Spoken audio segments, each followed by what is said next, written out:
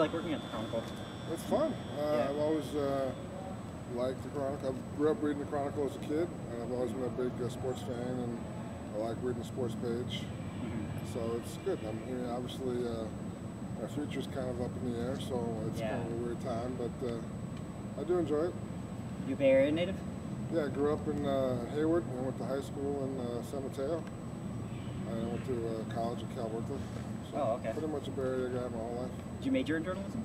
They don't have a journalism major at Cal, so they have a mass communications major, which I didn't really think was all that great. So I took sociology classes in college. Oh, okay. So man, nothing. I worked at the student paper though. So you work at the student paper, it's kind of like yeah, it's practically like the same thing. Pretty much the same thing. Yeah. So what's exactly your job title? Right now my job title is a sports reporter, I guess. I still do, there's two kinds of people in an department. There's the sports reporters and the sports copy editors.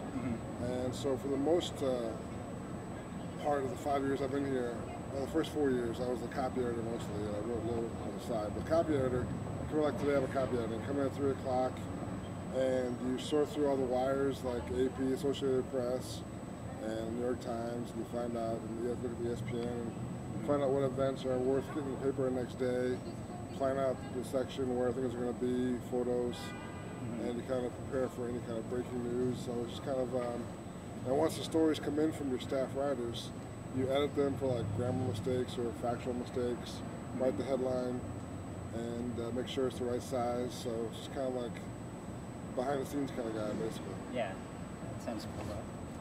So you said you have a daughter? I have a little girl named Karina, yeah, she just turned 3, yeah. So. Oh, okay. Married?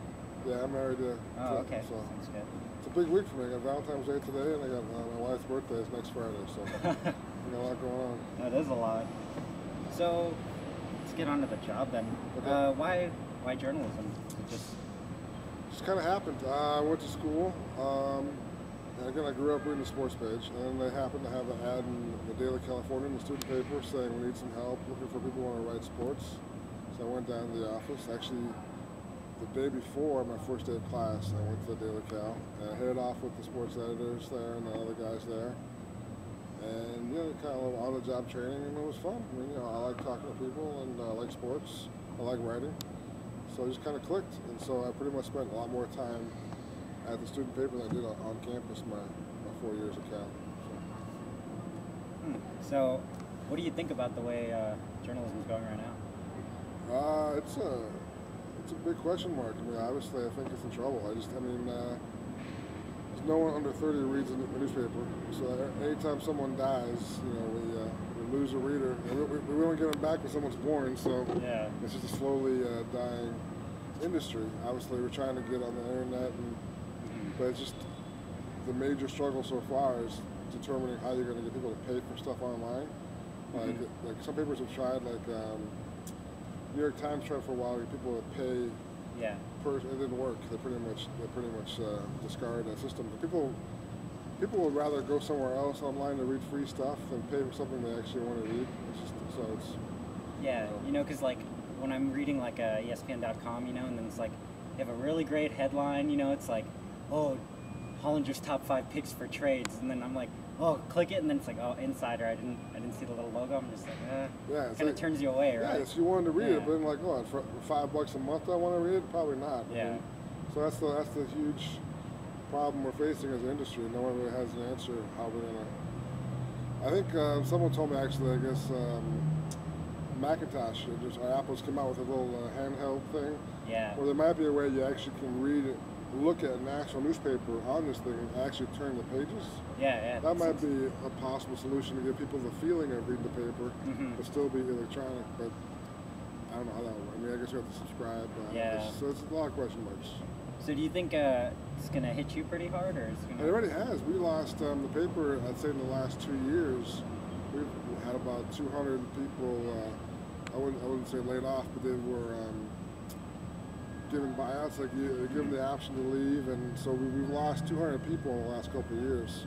So we're pretty much operating at the bottom line as far as employees getting the paper out. So I'm not sure what's next. I mean, we're gonna wait and see. We just have a new a new printing press, so we have the images have changed. Like there's a glossier kind of finish now. The Chronicle. Oh yeah. So we're thinking that's going to help sales. I'm not sure how that will help sales, but they think aesthetics. Yeah, they think people might actually think it's more a magazine type deal, and so I don't know. I mean, yeah, we're definitely ready for a lot of people, so I think we're going to wait and see. And yeah, it's weird. It's definitely everyone's kind of waiting for the next shoe drop. So what do you think's kept you around? Like, you think it's just like your abilities, maybe like your drive to just get stuff done? Or? I think I work pretty hard. I think I'm a good writer. So I think I was able to do different things. Like I was able to copy edit and also write. So I had some versatility, which helped me a lot. And so just the ability, I think, to pay my dues, and I don't mind doing the grunt work if I have to. And now I'm at a spot where I'm writing a lot, so it's been worth it. It's been. I was hoping to write earlier. I've been here 5 years, hoping to get more writing earlier, but it's been worth the wait. So it's been good. I'm enjoying myself now, and now just have to wait and see what happens. So what do you think about like blogging? I think blogging is great. I think the problem with blogging is, in terms of newspapers, is that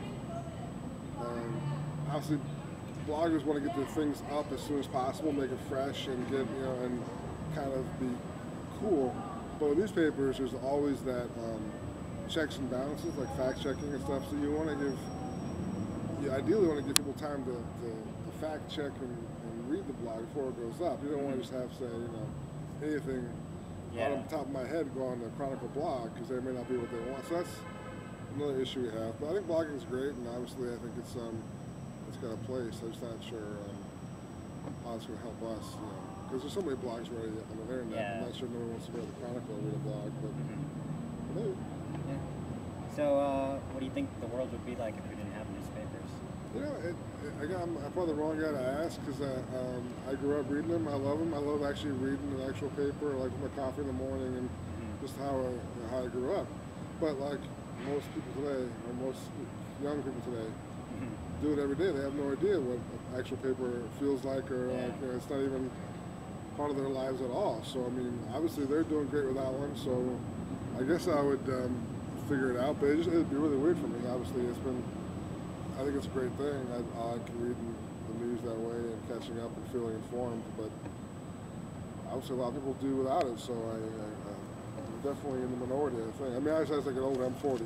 I'm in 39, but I'm definitely on the other half of the spectrum. Yeah, because I gotta say, like, it's just something like, when in my high school paper, we'd get the paper out. I'm carrying like maybe 2-3 bundles, and it's like just feeling like the ink and the paper. It just feels like it's something really gratifying about like having your work on like something solid. That it's much different when you like just print out a story like one, and it's just like a bunch of printouts. It's hard to explain, but it's a much different phenomenon. It's not really the same thing. So we'll see. It's gonna be weird. Yeah. So did you ever intern? I had a lot of interns out of college. I interned at the LA Times twice. I interned at the Miami Herald for one summer. And my very first internship after my freshman year in college at the Vallejo Times Herald, which was, you gotta start somewhere. So this is a very young internship as a freshman.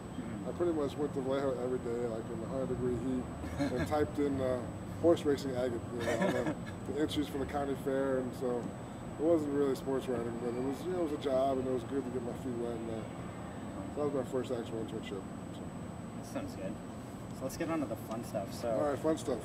So you cover right now. You said you cover Cal basketball. Right. Do you do? I think you do a column, right, for football, college football. I did a college football column, and I do a college basketball column once a week also. But the college football was twice a week. So I did that. And when basketball started, I did Cal basketball also. So what do you think about who do you think's going to go all the way this year? College basketball, I think it's going to be either Kansas or Syracuse, or part of the best team I've seen so far. I just think they have a lot of weapons, and they're pretty tough when it comes down to crunch time. So I think it's wide open. And I don't think there's any really great teams. I think there's a lot of pretty good teams. What do you think about John Wall? John Wall's pretty good.